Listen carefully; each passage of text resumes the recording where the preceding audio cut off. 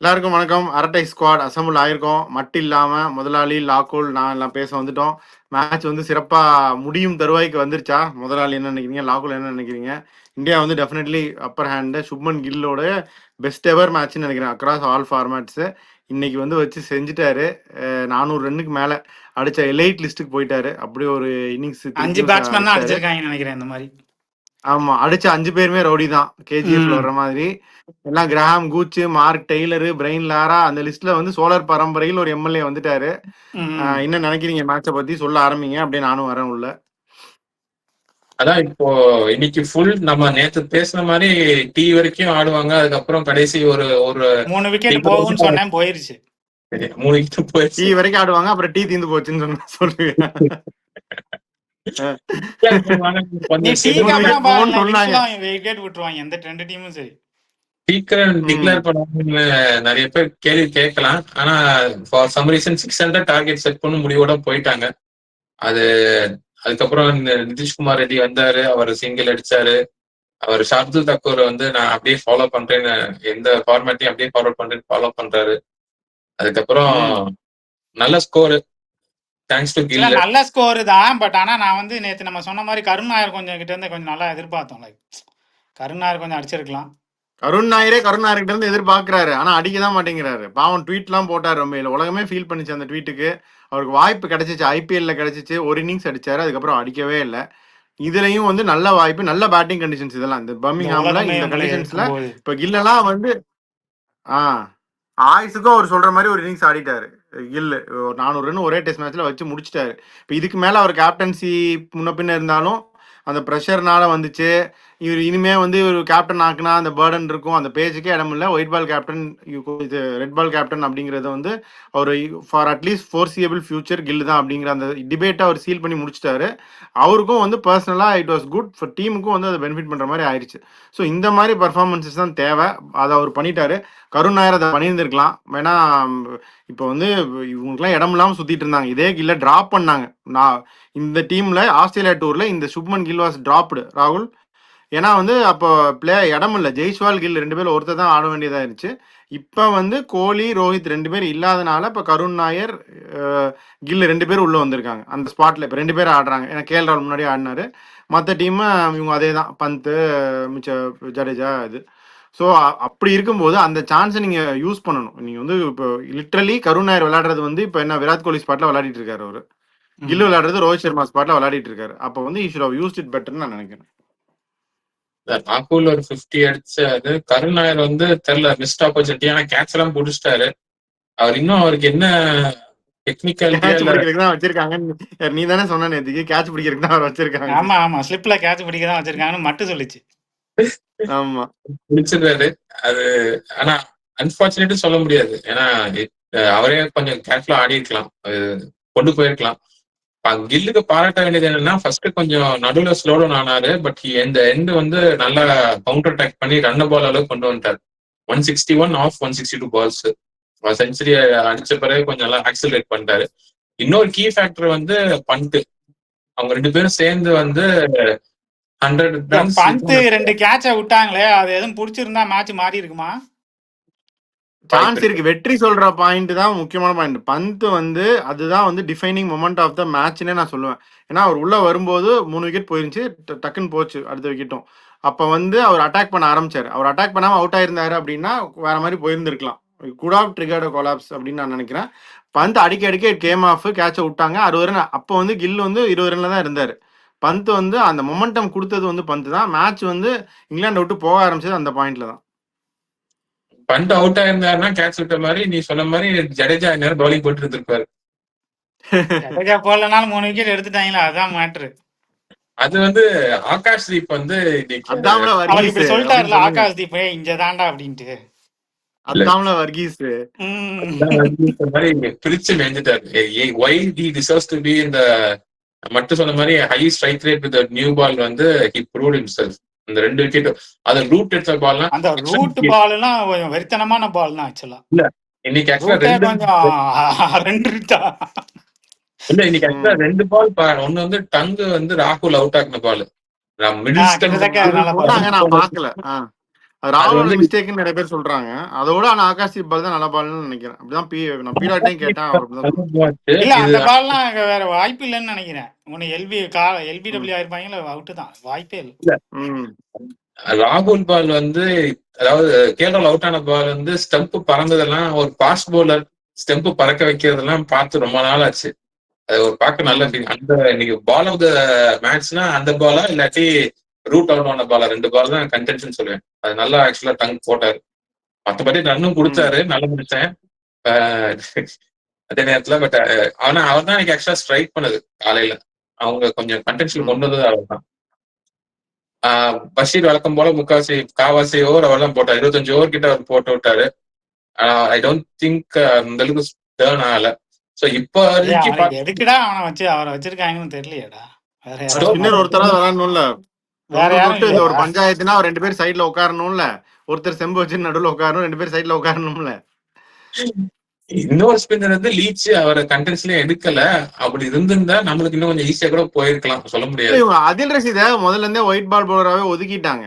அவரு வந்து நல்ல பவுலர் தானே, இவங்க எல்லாம் கம்பேர் பண்ணும்போது அவர் நல்ல பவுலர் தான். இந்தியா வந்து எப்படி இந்த யுஸ்வேந்திர சாகலை ஒதுக்கி விட்டானுங்களோ ஒயிட் பால் பவுலர்னு சொல்லிட்டு, அவனும் அதில் ரஷீத் அப்படி ஒதுக்கி இருக்க கூடாது, சான்ஸ் கொடுத்து இருந்திருக்கலாம். ஸ்டோக்ஸ் பேஸ்பால் அதாவது காம்பினேஷன்ல அவங்களுக்கு யங் டால் பவுலர்ஸ் வேணும் பவுன்ஸ் எக்ஸ்ட்ராக்ட் பண்றதுக்கு. பஷீர் வந்து ஐ திங்க் அந்த ஹைட் ஒரு மேஜர் ஃபேக்டர் அவங்களுக்கு. அவங்க கவுண்டிலாம் அவங்க ஏதோ டேட்டாலாம் அனாலிசிஸ் பண்றாங்க. கவுண்டியில் அம்பையர்ஸ் எல்லாம் வந்து கேமரா மாட்டிட்டு எல்லா பவுலர்ஸோட டேட்டாவும் ஃபீல்ட் இன்புட் பண்றாங்க. அந்த இன்புட் பண்ணி தான் இவங்க பவுலர்ஸை செலக்ட் பண்றாங்க. அடுத்த நேஷனல் டீமுக்கு போலாமா வேணாமா. So they want tall bowlers who can extract bounce. அந்த அவங்க சச்சின் டெண்டுல்கர்லாம் யூஆர் ரிஜெக்டட் அப்படின்னு அனுப்பிச்சிருப்பாங்க முன்னாடி. இப்போ வந்து சச்சின் டெண்டுல்கர் கிரிக்கெட் விளையாடினாருன்னு வைங்க, இந்த டேட்டா அனாலிசிஸ் எல்லாம் பண்றவனுங்க, இந்த இதெல்லாம் மெட்ரிக்ஸ் எல்லாம் பாக்குறவங்க வந்து ரிஜெக்ட் பண்ணிருப்பாங்க. சுனில் கவாஸ்கர் இந்தியன் ஆர்மிக்கு ஆள் தேர்த்துறன்னு ஒரு வீடியோ இருக்கும், பாத்துருக்கீங்களா? ஒரு கயிறு கட்டிட்டு மேல இருக்கவங்க எல்லாம் கீழே வரவங்க எல்லாம் தள்ளி விடுவாங்க. அந்த மாதிரிதான் ஆயிருப்பாரு சச்சின்லாம். சாகலு 600+ ரன்ஸ் இன்னைக்கு 70 ரன் அடிச்சிட்டாங்க. ஸோ 500+ ரன்ஸ் அடிக்கணும். அது நாளைக்கு அடிக்கிறது ரொம்ப பெரிய டாஸ்க். சோ லெஸ் தென் 10,000 அப்படின்னு மேல நின்னுட்டு இருப்பாங்க. தமிழ்நாட்டு மானத்தை, இங்கிலாந்து மானத்தை நாங்க தான் காப்பாத்த போறோம், தலைகீழா சம்மர் அடிச்சு 10,000 அப்படின்னு மேல குதிக்கிறதுக்கு நின்னுட்டு இருப்பாங்கடா செந்தில். நாளைக்கு என்ன இப்ப தலைகீழா குதிப்பாங்களா இல்ல நிப்பாங்களா? எப்படிடா என்னடா பேசுற? எப்படிடா 500 ரன் அடிக்க முடியும் ஒரு நாள்ல? இல்ல ஒரு ஆகாது, தோத்துருவாங்க. நாளைக்கு வந்து ஃபுல் டே வந்து ஓவர் காஸ்டா தான் இருக்க போகுது. மழை அப்பப்போ 2 தடவை மழை பெய்யும். அந்த மாதிரி ஏதாவது மழை வந்து ட்ரை அடிச்சாதான், மழை பாதி நேரம் பெஞ்சிருச்சுன்னு வை, அப்படி ட்ரை அடிச்சாதான். அந்த அளவுக்கு மழை பெய்யாதுட்டாங்க, ட்ரிசில் தான் இருக்குன்ட்டாங்க. சோ அதனால வாஷ் அவுட்லாம் ஆக வாய்ப்பு இல்லை.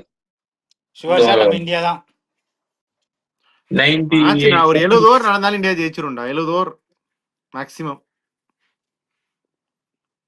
ஆமா, நியூ பால் காலையில கொஞ்சம் இதா இருக்கும், அப்புறம் நியூ பால் எடுத்துருவாங்கல்ல, அதுக்கப்புறம் திருப்பி மிச்சம் மீதி இருக்கிறத முடிச்சு விட்டுருவாங்க நியூ பால்ல. போன தடவை அப்படித்தானே பண்ணாங்க இவங்க. அவ்வளவு அடிச்சு இந்த ஜேமி ஸ்மித்தும் ப்ரூக்கும் அடிச்சதுக்கு அப்புறமும் நியூ பால் எடுத்து கடற்கடன்னு முடிச்சு விட்டாங்க. என்னன்னா பொறுமையெல்லாம் அவங்க விளையாட மாட்டாங்க. இங்கிலாந்துக்கு ஒரே சான்ஸ் பொறுமையா விளையாடணும், கொஞ்சம் அப்ளை பண்ணி பொறுமையா விளையாடணும். இந்த டிராவிட் லக்ஷ்மன், புஜாரா, ரஹானே இந்த மாதிரி விளையாடணும். அவங்கபடியே வந்து இந்த மைக் ஆத்தட்டன், அலெக்ஸ் ஸ்டீவர்ட் இவங்கெல்லாம் விளையாண்டாங்க ஒரு காலத்துல, அந்த மாதிரி விளையாடணும். இவங்க இப்படி கொழுப்பெடுத்து போய் விளையாண்டாங்கன்னா அவுட் தான் ஆவாங்க. இல்ல ஆனா சொல்ல ஆடுற மாதிரி யாரும் இல்லையே அவங்க இதுல. இப்ப இல்ல ஓலி போப்பாடுவான், ஸ்டோக்ஸ் நிக்கலாம். ஆனா போன மேட்ச் வந்து ஆக்சுவலா ஹெட்டிங்லி சேஸ் பண்றப்ப வந்து அந்த ஃபர்ஸ்ட் 25-30 ஓவர் அந்த ஈவினிங்கும் சரி அடுத்த காலையும் சரி இவன் பென் டக்கெட்டும் கிராலியும் பொறுமையா தான் ஆடினாங்க. அதுக்கப்புறம் தான் டக்கெட் ஆக்சலரேட் பண்ணி 100 அடிச்சான். என்னன்னா ரூட்டையே ரூட்டையே அவருக்கு ரூட்டோட கேமே கிடையாது. ரூட்டே வந்து இவங்க அப்படி இப்படி கொஞ்சம் இது பண்றாங்க. ரூட் எல்லாம் விட்டா ஒரு நாள் ஃபுல்லா ஆடுற பேட்டர் தான் ரூட்.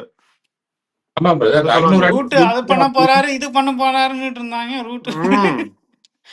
ரூட்டோட ஸ்டெம்ப் வந்துருச்சு. ரூட் 4வது டெஸ்ட் மேட்ச்ல கண்டிப்பா அடிப்பாரு, நீ வெயிட் பண்ண. அவர் சீரீஸ் வந்து காட்டாம இருக்க மாட்டாரு, காட்டிடுறது. இந்த மேட்ச் அவ்வளவுதான் முடிஞ்சு போச்சு.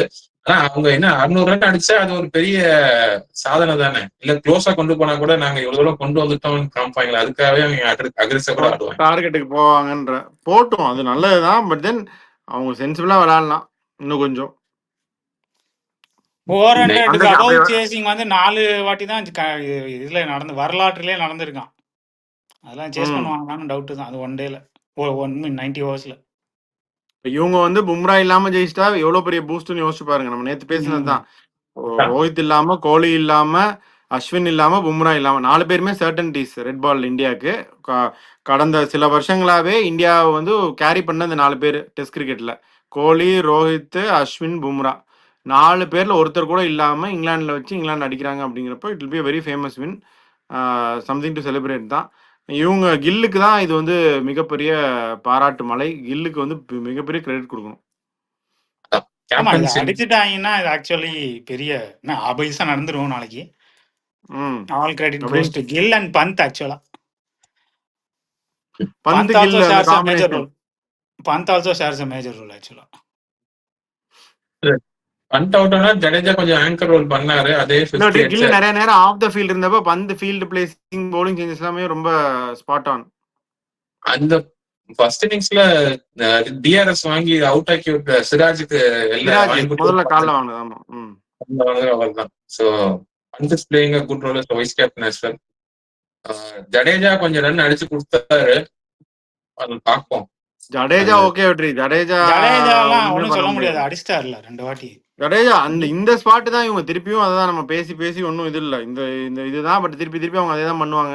பும்ரா வந்து பிரசித்துக்கு பதிலாக ஒரு சேஞ்ச் தான் பண்ணுவாங்க. அவங்க ஜோஃப்ரா கொண்டு வந்துருவாங்க. நாளைக்கு தோத்தாங்கன்னா எல்லாரும் எதிர்பார்த்தா அந்த அல்டிமேட் கூட்டணி வந்து அடுத்த இதுக்கு வந்துடும். இந்த பக்கம் பும்ரா வருவாரு, அந்த பக்கம் ஜோஃப்ரா வருவாரு. இவங்க டங்கை ட்ராப் பண்ணிட்டு ஜோஃப்ரா கொண்டு வந்துருவாங்க. இவங்க பிரசித்தை ட்ராப் பண்ணிட்டு பும்ரா கொண்டு வந்துருவாங்க. எப்படி அது தனியா பார்ப்போம். நாளைக்கு இதுதான் எனக்கு தெரிஞ்சு இந்தியா ஜெயிக்கும். மழைக்கெல்லாம் பெய்ஞ்சு உழப்புச்சுன்னா அவ்வளோ என்னது அப்ப அடுத்த டெஸ்ட் மேட்ச் நாயர் அவ்வளவுதான். நாயர் கொடுப்பாங்க, இன்னொரு சான்ஸ் கொடுப்பாங்க. நாயர் கிடைக்கணுமோ இன்னொரு மேட்ச் சான்ஸ் கொடுப்பாங்கன்னு தோணும். நாயர் வருவாரா இல்ல சாய் சுதர்சன் வருவாரா? நாயர் கொடுக்க மாட்டாங்க. நாயருக்கு இன்னொரு சான்ஸ் கொடுப்பாங்கன்னு நினைக்கிறேன். ஆனா அவங்க நாயர் தான் மோஸ்ட் லைக்லி. லாஜிக்கலி நாயர் தான் கொடுக்கணும். நாயர் கொடுப்பாங்க, இன்னொரு சான்ஸ் கொடுப்பாங்கன்னு நினைக்கிறேன். இப்ப இதுல வந்து அதான் மழை பெஞ்சா ஒரு சான்ஸ் இருக்கு. அப்படி இல்லாட்டி 70 ஓவர் என்ன பொறுத்த வரைக்கும் கட் ஆஃப். அதுக்குள்ள 70 ஓவர் போட்டா இந்தியா ஜெயிச்சிடும். என்னடா இல்ல நாளைக்கு இந்தியா ஜெயிக்கிறது உறுதி. தேதி பின்னர் அறிவிக்கப்படுமா? பின்னர் அறிவிக்கப்படும். ஓவர் தான் பின்னர் அறிவிக்கப்படுமா? சரி. இன்னைக்கு என்ன பூ பண்ணாங்களா இந்தியா ஸ்லோவா விளையாடுறாங்கன்னு? ஆமா கடைசியில கொஞ்சம் பூவிங்லாம் இருந்தது. டிக்ளேர் பண்ணல அப்படின்னு சொல்லி டிக்ளேர் பண்ணாங்க. டிஃபென்சிவா விளையாடுறாங்க. நீங்க கடைசி 10 ஓவர் எல்லாத்துக்கும் பூ பண்ணிட்டு இருந்தாங்க. அப்படிதானே அவங்க பூ பண்ணுவாங்க. அவங்க எல்லாரும் யாரு ரூட்டுக்குலாம் ரூட்டுன்னு கத்துவாங்க. பாத்துருக்கீங்களா? ரூட் பவுண்ட் ஆனதுக்கும் கத்துனாங்க. இல்ல பூவாங்க ரூட்டுன்னு. அவங்க எல்லாத்துக்கும் பூ பண்ணுவாங்க. ஆஸ்திரேலியா வந்தாலும் பூ பண்ணுவாங்க. எதுக்குனாலும் பூ பண்ணுவாங்க. அது சனி நேரம் தான் லீவ்ல வந்துருவாங்க. ஒரு டிக்கெட் வந்து இப்போ வந்து 25 பவுண்டு தான். அடல்ட் வந்து வீக்கெண்ட் தானே வந்து இறங்கிருப்பாங்க கிரவுண்ட்ல. அதனால பூ பண்ணி தான் இருப்பாங்க. அது ஒரு இஷ்யூ இல்ல. திருப்பி அது எப்பயுமே டிபேட் வரும். சீக்கிரம் டிக்ளேர் பண்ணிருக்கலாமா இல்லையான்னு. ஆனா ஐ திங்க் இட்ஸ் ஓகே தான். இவங்க பண்ணது கரெக்ட் தான் வெற்றி. 100க்கு 100 கரெக்ட் தான். கொஞ்சம் அந்த நியூ பால் இன்னைக்கு யூஸ் பண்ணும், நாளைக்கு யூஸ் பண்ணணும்ல. ஆமா கரெக்ட் தான். நான் வந்து நம்ம நேத்து பேசிட்டு இருந்தோமே 600 599 600 தான். அந்த கணக்கு தான் அது. ரன்னுங்கிறது ஒண்ணு சொம்பு. அதை விட அவங்க எப்ப பவுலிங் போடுவாங்க அப்படின்னு நம்ம பார்க்கணும். ஃபர்ஸ்ட் இன்னைக்கு கொஞ்சம் நியூ பாலை யூஸ் பண்ணணும். நாளைக்கும் கொஞ்சம் எஸ்பெஷலி ஓவர் காஸ்டா இருந்தாலும் கொஞ்சம் பிச்சில் ஏதாவது இருந்தா அதை யூஸ் பண்ணல மாய்ஸ்சரை. அதுக்கு வந்து நியூ பால் தேவைன்னா கொஞ்சம் நல்லா இருக்கும். ஆகாஷ்தீப் சிராஜ் பண்ணதான் 6:30 ஃபினிஷ் 5:30 வரைக்கும் அவங்க வந்து பேட்டிங் பிடிக்கணும். அதை வந்து 500 ரன் லீல இருந்தாலும் ஐ திங்க் டிக்ளேர் அந்த பாயிண்ட்ல 600 ரன் லீல இருந்தாலும் டிக்ளேர் பண்ணியிருப்பாங்க. ஸோ அது எப்படிதான் லாஸ்ட் ஓவர் வந்து பவுலிங் போடணுன்ற கணக்கு தான். ஸோ அதை போட்டு 3 விக்கெட் எடுத்துட்டாங்க. ஆகாஷ்தீப் சூப்பரா போட்டாரு. ஸோ ஹோப்ஃபுல்லி நாளைக்கு வந்து will have a very good result. ஏதாவது சொல்லுமா? ஒன்றும் இல்லை. நாளைக்கு இந்தியா ஜெயிச்சுட்டு பேசுவோம். ஓகே, நாளைக்கு இந்தியா ஜெயிச்சுட்டு பேசுவோம். ஸோ இதோட சைன் ஆஃப் பண்ணிக்கிறோம். Wait is quite. பை.